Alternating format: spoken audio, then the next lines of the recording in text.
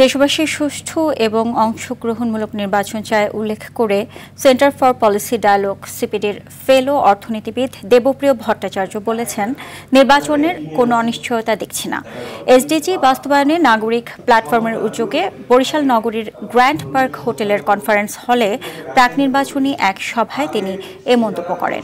এ সময় নির্বাচন নিয়ে জনগণের শঙ্কা দূর করতে সরকার ও নির্বাচন কমিশনকে দায়িত্ব নেওয়ার আহ্বান জানান তিনি। সভায় বিভিন্ন রাজনৈতিক দলের নেতৃবৃন্দ সহ নানা শ্রেণী পেশার মানুষ অংশগ্রহণ করেন।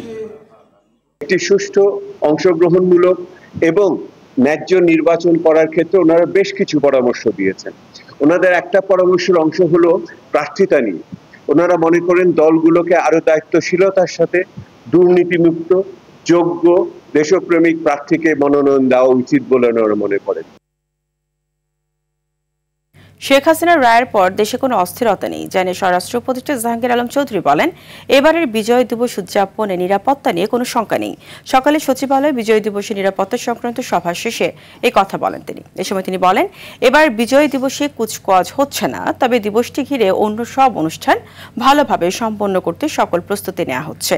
রাতে গ্রেপ্তারি পরোয়ানা ছাড়া ডিবি পরিচয়ে সাংবাদিককে বাসা থেকে তুলে নিয়ে যাওয়ার প্রশ্নে উপদেষ্টা বলেন, বিষয়টি খতিয়ে দেখা হবে।